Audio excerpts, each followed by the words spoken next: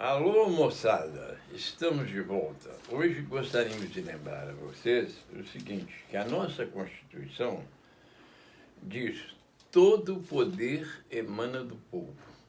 O objetivo disso era que, através dos seus representantes legais, o povo pudesse exercer o poder no Brasil. Mas os políticos profissionais, desde o início da República, conspiraram contra isso. Naquela época, para conseguir de recursos financeiros, o governo não possuía uma máquina perfeita de arrecadação de impostos, o governo criou a Guarda Nacional. Então, a Guarda Nacional, aquelas pessoas que queriam exercer poder sobre a população compravam títulos. Então, comprava coronel, tenente-coronel, major, capitão e tenente. Tenente eram os menos aquinhoados, mais pobrezinhos, né? Comprava, então, o de tenente. E eles exerciam o poder de polícia e exerciam o poder político nesse local. Então, quando vinham as eleições, nós não tínhamos as pessoas indicando quem eles desejavam, quem realmente pensava como eles, quem sonhava em ajudar o Brasil, em fazer o Brasil progredir. Não, eles eram impostos. Ali os bate-pau, né, desses políticos, eles ficavam vigiando a votação. Então, votava em quem o chefe político, o coronel, mandava. Infelizmente, até hoje, o coronelismo não acabou. Nós temos, principalmente no Nordeste, coronéis que dominam a ferro e a fogo a população. Então, essa praga ainda continua sobrevivendo. Mas, mais modernamente, na República, diminuindo o coronelismo, nós temos, por exemplo, aqui em Minas Gerais, um que foi famoso, o coronel Bimbim, que quando a pessoa não concordava politicamente com ele, mandava matar. Ele tinha até cemitério particular na cidade de Aimorés, Minas Gerais. Quer dizer, foi um cara que se tornou famoso e era recebido pelos governadores, pelos deputados, festejado. Um absurdo, né? Depois, com o fim dos coronéis, né, quase fim, né, com a diminuição dos coronéis, criaram-se os currais eleitorais. Os currais eleitorais eram da seguinte forma: o curral das grandes cidades era dominado pelos sindicatos. Os sindicatos sempre ganharam muito dinheiro. Tinha aquele negócio de você dar para ele o seu salário, um salário por ano, para aqueles bandidos. Então, os sindicatos eram riquíssimos. Eles gastavam verdadeira fortuna para promover nas grandes cidades seu candidato. Então, o povo só recebia aquela mensagem, a mensagem do candidato. Eu lembro, saíam os carros de som e os sujeitos jogando cédula, né, para lá, cédula. Vote no vereador fulano de tal, vote no deputado tal, vote nisso, vote naquele, era cédula para cá, cédula para lá, e os carros cantando, né? O petróleo é nosso, porque o Brasil é isso, que fulano de tal não vale nada, era uma bagunça danada. Geralmente eu era criança naquela época que saía correndo atrás do campo para pegar a cédula. Era uma farra para a criançada, mas foi um dos momentos mais imorais desse país, mais canalha e mais cretino. Bom, eu lembro, inclusive, depois passou do voto de papel, né? Passou do voto de papel que era colocado lá na urna na hora, para a famosa marmita. A marmita surgiu no tempo de Getúlio Vargas. Então, o que era a marmita? Porque o Getúlio apelidava o operário de marmiteiro. Por quê? Porque naquela época nós não tínhamos restaurantes, nós não tínhamos casas de comida mais populares para o cara usar. Então, o cara de manhã a mulher dele, né? Naquela época a mulher era mais dona de casa, né? Ela preparava uma marmitinha, ele colocava a marmitinha debaixo do braço, pegava o bom dia para o trabalho. Então, eles criaram o marmiteiro. E por causa do marmiteiro, criaram a marmita. A marmita, então, era o seguinte, era um envelope que vinha com a cédula dos candidatos. Um vereador, um deputado estadual, um deputado federal, um governador, o presidente, o vice-presidente, os senadores, vinha tudo dentro da marmitinha. Então, os partidos distribuíam aquela marmita e você, quando chegava na zona eleitoral, você recebia o envelope oficial da eleição. Você enfiava a sua marmita dentro, fechava e colocava na urna. Então, era assim o voto de marmita. Eu lembro, tinha 14 anos e minha família era batista. Então, nós tivemos um candidato, um pastor, Elmir Guimarães Maia, da 5ª Igreja Batista da Floresta, que resolveu candidatar-se a deputado federal. Então eu fui lá para o norte de Minas ajudar a distribuir marmita para todo mundo, né? E nós ficamos sabendo que um determinado chefe político ia, no meio do caminho, trocar as marmitas dos nossos eleitores. O que nós fizemos? Nós pegamos 2 marmitas, entregamos uma que o cara levou na mão e outra o cara escondia. E não deu outra. Nós estávamos indo no caminhão, era caminhão, você não tinha ônibus, isso aí não. Você andava com a carroceria de caminhão e lá, nessa época, nem banco para sentar não tinha. Todo mundo agarrado num pedaço de ferro lá no meio do caminhão, segurando em corda para chegar na cidade, acho que Gromogol, né? Onde seria a votação. Lá na votação tinha os terreiros. Então, quando você chegava, você ia para determinado terreiro. Quer dizer, se você era PSD, você ia para o terreiro do PSD. Se você era UDN, você ia para o terreno da UDN. Então, no meio do caminho, quando o caminhão estava se dirigindo, os jagunços PSD cercaram nosso caminhão, meteram o revólver em todo mundo, fez todo mundo sair, tomou a marmita de todo mundo e trocou a marmita. Tem uma marmita para cada um. Muito bem.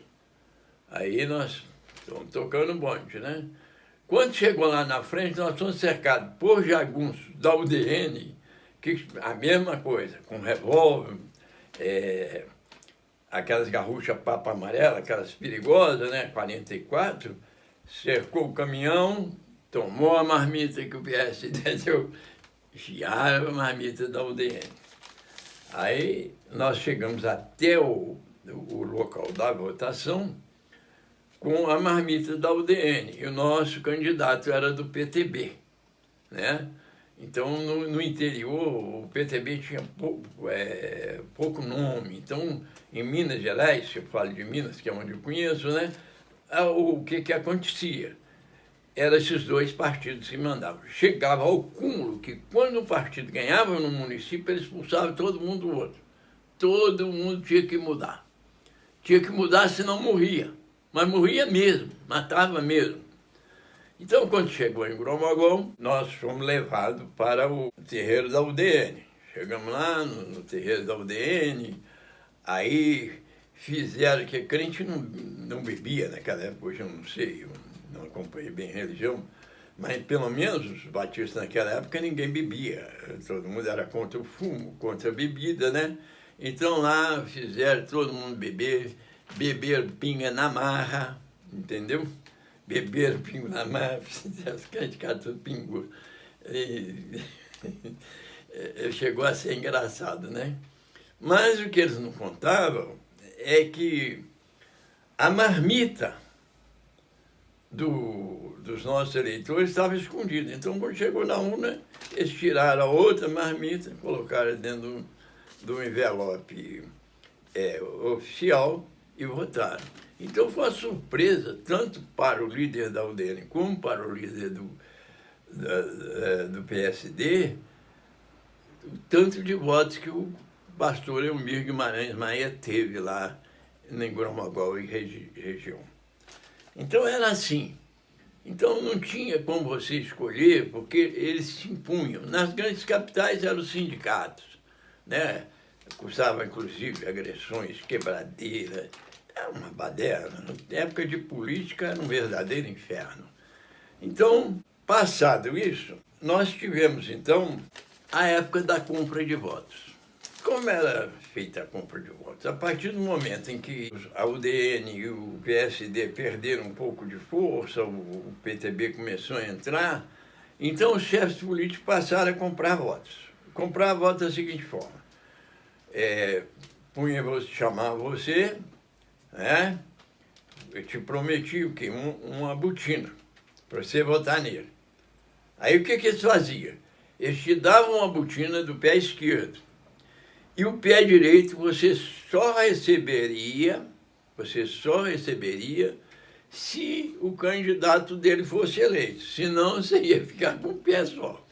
Então você via muita gente chegando na igreja, às vezes, a igreja, tanto na missa da igreja católica, né, que era que mandava na época, né, com um pé de botina e outro com esparadrapo no outro pé e de chinelo, para dizer, não, eu estou usando uma botina só porque estou com o pé machucado. O pé não estava machucado nada, era para usar a botina que ele ganhou e não ganhou o outro pé porque o candidato do cara não foi eleito.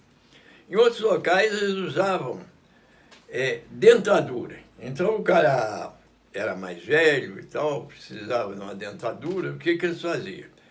Eles davam a parte de baixo, que geralmente a dentadura, a de baixo, é que segura menos, a língua tira, né? Então é até difícil a pessoa se adaptar.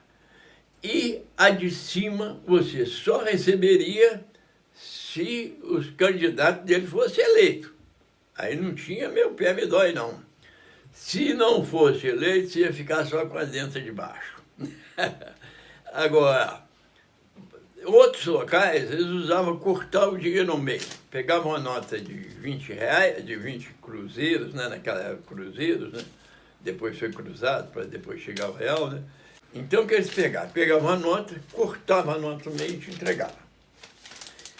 Se o candidato não fosse eleito, ou se mesmo se eleito não tivesse voto na urna que você votou, eles não te davam outra metade. Como para você receber um dinheiro, você trocar na antiga Casa da Moeda, você precisava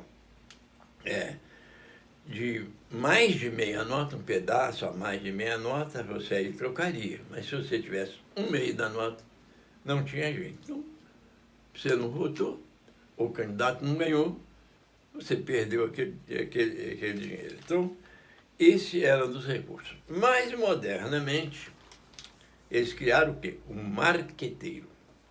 É uma figura proeminente no Brasil e que vem decidir na eleição ao lado dos mentirosos institutos de pesquisa, porque toda pesquisa é mentirosa. Toda pesquisa é mentirosa, toda pesquisa no Brasil é comprada. Guarde bem isso. Não existe nenhuma honesta. Até os produtos que você compra, que eles dizem que tem a preferência popular, essas pesquisas são compradas. Aliás, atualmente, eles usam um sistema. Como eles têm que comprovar para dizer que a pesquisa deles é certa, eles estão fazendo a pesquisa telefônica. Como é feita a pesquisa telefônica? Eles telefonam para a sua casa e perguntam: você vota fulano, ciclano ou beltrano? Aí você diz: eu voto em fulano, né? Ou voto em beltrano. Então, o que acontece? Eles anotam lá e tem o número do seu telefone. Se amanhã eles forem obrigados a comprovar, eles comprovam. Então, o que eles estão fazendo hoje? Eles telefonam para a sua casa ou para o seu celular. Você atende, passa um segundo, eles desligam. Aí você votou. Agora, votou, se você não falou em quem votou, eles não te perguntaram nada. Eles votam no seu lugar. Aí eles fazem a pesquisa, tanto do produto como do candidato. Não é só política, não. Comercialmente também eles fazem isso. É sujeira pura. É uma podridão nesses institutos de pesquisa. Nenhum deles merece sequer nenhum tipo de confiança popular. Então, e ao lado deles surgiu o marqueteiro. O que é o marqueteiro? O marqueteiro é aquele cara que vai criar um mundo ilusório para você. Um Alice no País das Maravilhas, né? Então, o que eles fazem? Eles pegam os técnicos, então cria aquele mundo maravilhoso, as ruas todas asfaltadas, esgoto para todo canto, eletricidade, luz, aquele prato de comida com todos os ingredientes, arroz, feijão, verdura, legumes, carne à vontade, e fala que o governo deles vai ser assim, que os pobres vão comer aquilo, que depois os pobres vão comer merda, né? Mas para eles, o marqueteiro cria aquilo e você às vezes acredita e vota. Então esse é uma das formas que ele tem de te enganar para você votar em quem ele quer ou no partido que ele quer. Temos ainda o voto de compaixão. No Brasil, pelo amor de Deus, o brasileiro é bobo demais, é trouxa, é idiota. O brasileiro é estúpido, porque o brasileiro, quando ele vê um cara dizendo, eu sou pobre, aí pronto, ele vota no cara que é pobre. Aí o cara fica rico e dá um chute nele depois. É o que acontece no país, né? É eleito, aí fica ruim, rouba à vontade. Porque pelo menos 2/3 dos nossos políticos são ladrões, são canalhas, são corruptos. Então nós precisamos saber que existe gente honesta, existe patriota, alguém que sonha com a grandeza, existe, mas são muito poucos mesmo. O que eles fazem? Eles simplesmente prometem uma coisa e fazem outra. Então, eles ainda usam outra forma também de comprar seu voto, é com empreguismo. Então, como eles sempre defendem que o país tem que ser cheio de estatal, né? Tem que ter Petrobras, Eletrobras, Putabras, Zona Brás, e tem uma brasada desgraçada. Então, o que eles fazem? Eles colocam nos principais postos familiares deles. Então, primo, irmão, pai, mãe, cada um com o salário mais alto possível, né? E sobra aquele pedacinho que é prometido para um chefe, para a filha de um chefe político, né? Importante. Então, se você me der os votos aqui, sua filha vai trabalhar na autarquia tal, ou vai trabalhar na repartição tal. Então, é uma forma também de te enganar, né? Tanto por parte dos marqueteiros como dos políticos. Mais recentemente, nós temos agora o que chamamos de catequese. Que nós usamos catequese porque foi o nome dado ao trabalho feito pelos padres jesuítas com os índios, né? Fizeram a catequese dos índios para transformar os índios em civilizados e submissos e escravos dos brancos, né? Então, eles fazem a catequese, primeiro começaram a catequese nas universidades, né? Depois baixaram para as escolas técnicas e, ultimamente, estão no ensino fundamental. Então, você vai ver o professor lá, coitado, um cara mal pago, que sempre foi mal pago, que fica defendendo ideologias como se elas fossem verdadeiras, fazendo sua cabeça que você deve votar isso, que você deve votar aquilo. Mas, na verdade, mesmo quando os eleitos dele conseguem chegar ao poder, eles também são esquecidos. O professor nunca mereceu respeito de ninguém. Primeiro porque ele não tem nada, ele é um doido, ele é maluco, ele acha que a forma de se fazer respeitar é ser contra. Então, eles vão tentar fazer sua cabeça a favor de alguém. Inclusive, quando essas pessoas para as quais eles trabalham chegam ao poder, certa vez disse que o professor é como um burro guloso, tem que ter rédea curta, quer dizer, não pode comer muito, porque se ele comer muito, ele se torna de barriga cheia, ele se torna independente, e independente ele vai saber escolher o que ele quer. Então você, todo dia, chegou na sala de aula, você vai ter um professor querendo dizer o que você deve fazer. Então são essas e muitas outras que nós vamos trazer aqui, as formas de desviar o seu voto do interesse nacional, do interesse do desenvolvimento, do interesse de uma educação de qualidade, de uma saúde de qualidade, para colocar no poder aquelas pessoas que eles querem para usufruir disso, para ganhar dinheiro, para poder corromper as pessoas, para poder vender leis, vender decretos, vender tudo. Então, o que você tem que fazer? Você tem que fazer aquilo que eu sempre falo com você. Antes de votar, não interessa de qual partido que o cara é. Não interessa se o cara é da sua igreja, se o cara é da sua associação, se o cara é do seu sindicato. O que você tem que fazer é conhecer o passado dessa pessoa.